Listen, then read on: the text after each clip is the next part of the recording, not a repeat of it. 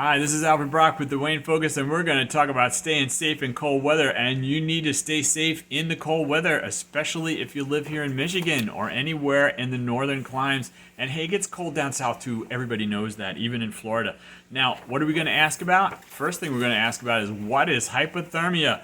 We're going to be going through this booklet, which has been provided to us by the National Institute of Health. And we're going to be talking about staying safe in cold weather, which is very important. Look how happy she is. You know why she's happy? Because she's staying safe in the cold weather. She's got a scarf and a hat and everything. Okay, let's get on with this. What is hypothermia?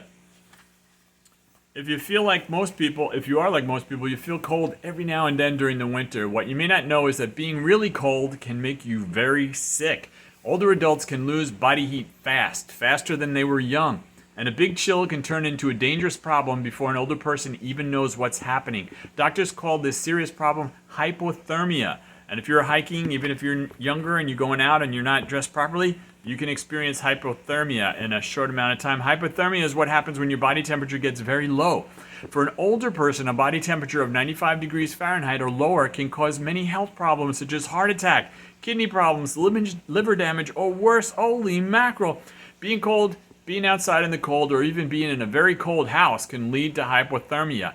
Now, you can take steps to lower your chance of getting hypothermia, and we're going to talk about that. And here we go. Keep warm inside. Living in a cold house, apartment, or other building can cause hypothermia. People who are sick may have special problems keeping warm. And do not let it get too cold inside, and dress warmly even when you're inside. Put on the sweater, put on a little hat, you styling in the house, right? Staying warm. Now, tips for keeping warm inside. Set your heat to at least 68 to 70 degrees Fahrenheit. To save on heating bills, close off rooms you're not using. Place a rolled towel in front of all doors to keep out drafts. Make sure your house isn't losing heat through windows, and keep your blinds and curtains closed. To keep warm at home, wear long underwear under your clothes. Use a blanket to keep your legs and shoulders warm. Get all snuggled up, right? Whether you're a man or a woman, snuggling is cool. Wear socks and slippers. Make sure you eat enough food to keep up your weight. You need some body fat to stay warm, so put on that poundage. Not too much, though. When the weather's cold, avoid alcohol. It can make you lose body heat really quick. When you go to sleep, wear long underwear again under your pajamas and use extra covers. Wear a cap or a hat, just like Mr. Scrooge. Good things happened to him, and he wore a little hat when he went to bed, and so did the guy in the poem we all read about, The Night Before Christmas. Ask family and friends to check on you during cold weather. Family and friends, if you don't get asked, go ahead and offer it, right? Check on them during cold weather, and if a power outage leaves the person without heat, try to stay with a relative or friend. Don't try to live it out. If you can go somewhere else when it's super cold out there, go ahead and go to the warm place. That's the thing to do.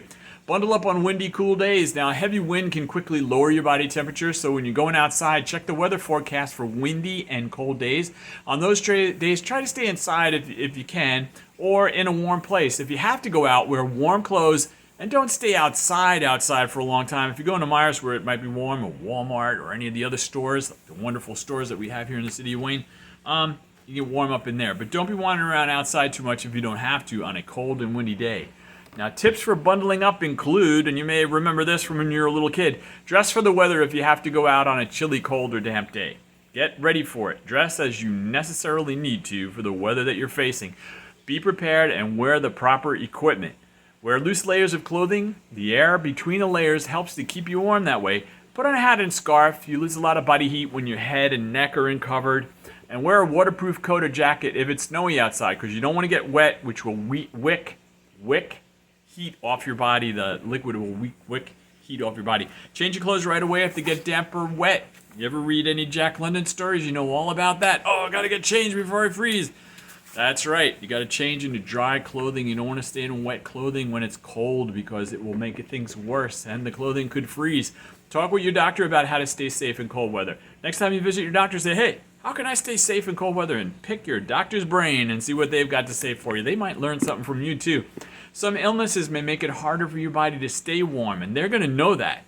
Taking some medicines and not being active also can affect body heat.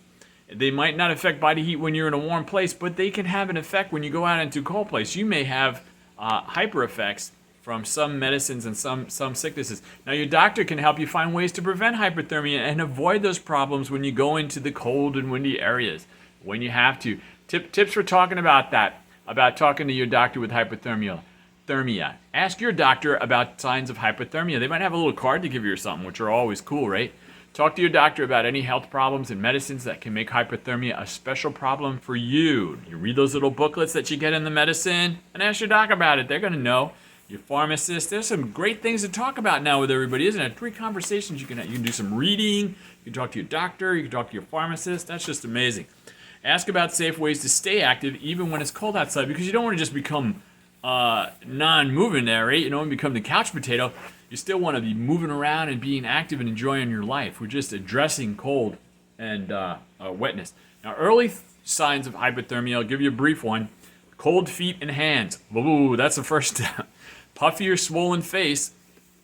I was just reading a book right now, and all these, they were describing all these things for the person, happening to the person, and I'm thinking to myself, oh, this person's getting hypothermia, but they didn't know it in the book, but they found out later. They did something about it. So anyway, early signs of hypothermia: cold feet and hands, puffy or swollen face, pale skin, shivering.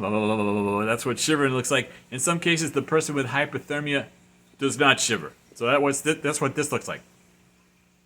So you got to pay attention, right? Slower than normal speech or slurring words, acting sleepy, being angry or confused. So later signs of hypothermia, when things are getting nasty: moving slowly, trouble walking or being clumsy, stiff and jerky arm or leg movements, a slow heartbeat, slow, shallow breathing, blacking out or losing consciousness. Hey, call 911 if you think someone has warning signs of hypothermia, and the emergency personnel will come there and help you. So what would you do if you have called 911? What would you do right after that? Well, try to move the person to a warmer place and wrap the person in a warm blanket, towels, or coats, whatever's handy. Even your own body warmth will help. Lie close, but be gentle. Don't squeeze them. Don't squash them. Give the person something warm to drink, but avoid drinks with alcohol or caffeine, such as regular coffee. Oh, well, hot chocolate's good. Do not rub the person's legs or arms. Do not try to warm the person in the bath. And don't use the heating pad at this point. Don't use the heating pad. So, hey, what kind of health problems can make it hard for the body to stay warm? What kind are those? Well, there's many kinds of health problems that affect older people and can put them at risk for hypothermia. Some of them are listed below, or some of them are listed now. They're listed below in the thing I'm reading, but they're listed now because I'm talking. Thyroid problems can make it hard to maintain a normal body temperature in general. Diabetes can keep blood from flowing normally to provide warmth. Parkinson's disease and arthritis can make it hard to put on more clothes, use a blanket, or get out of the cold. Memory loss can cause a person to go outside without the right clothing and forget to do that, and then forget all sorts of stuff. Talk to your doctor about your health problems and hypothermia. Your doctor can help you find ways to prevent hypothermia for yourself and for others. Here's a question, can medicines lower my body temperature? Yes. Some medicines used by older people can make it easy to get hypothermia. This is not something you'd want to get skilled at, right? But some of the medicines can make it easy to get hypothermia, and these include medicines you get from your doctor and those you buy over the counter, such as some cold medicines. Ask your doctor if the medicines you take may affect body heat, and always talk to your doctor before you stop taking any medicine you're taking right now. Just talk to that. So, what can I do to stay warm at home? What can you do to stay warm at home is the question. Well, try closing off any rooms you're not using. Close the vents and shut the doors in those rooms, and keep the basement door closed. Place a rolled towel in front of all doors to keep out drafts. Also, make sure your house isn't losing heat through the windows. Keep your blinds and curtains closed. If you have gaps around windows, use weather stripping or caulk to keep the cold air out. When you go to the hardware store, you can ask about ideas about what to do to keep your house warm, and they'll help you out. You may be tempted to warm your room with a space heater, but some space heaters are fire hazards, and others can cause carbon monoxide poisoning, and both of those things are no good. The Consumer Product Safety Commission has information on the use of space heaters. Look into that really seriously if you choose to do something like that. Now, can I get any help with your heating bills? As a matter of fact, you may be able to get help paying your heating bill. Now, I'm going to give you information for the National Energy Assistance Referral Service here in Michigan. You can dial 211 and get information from the United Way and find out about different ways that you can get assistance with your heating costs. But let's learn here about the National Energy Assistance Referral Service, because this is for everybody anywhere in the country. Call 1-866-674-6327. Let's start that again, because there's a lot of sixes in this one. 1-866-674-6327 to get information from the National Energy Assistance Referral Service about the Low Income Home Energy Assistance Program. Or you can email them at energyassistance@ncat.org. That's energyassistance@ncat.org. Isn't that amazing? If your home doesn't have enough insulation, contact your state or local energy agency or the local power or gas company. They may be able to give you information about weatherizing your home, and this can help keep heating bills down and keep your house safe. These agencies and companies may also have special programs for people who have a limited income and qualify for help paying the heating bill. Your local area agency on aging, senior center, or social service agency may have information on these programs. So reach out. So here we go. Summary. Wow, we read the whole book. Holy mackerel. So, summary. What can you do about hypothermia? Set your heat to at least 68 to 70 degrees Fahrenheit. Dress warmly on cold days, even if you're staying in the house. Wear loose layers when you go outside on chilly days. Wear a hat, scarf, and gloves, even inside if you need to, right? Until you get things straightened out. Don't stay out in the cold and wind for a long time. If your clothes are damp or wet, change into dry clothes right away. Everybody.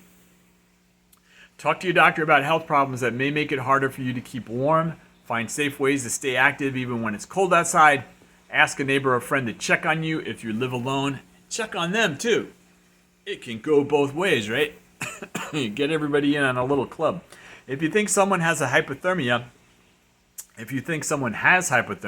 call 911 right away. Cover him or her with a blanket, and don't rub his or her legs or arms. So this was from the National Institute on Aging, which comes to us from the National Institute of Health. And this was all about stay safe in cold weather. So please stay safe in cold weather. Have a nice time. And I hope you enjoy and have a happy and healthy day. Bye-bye.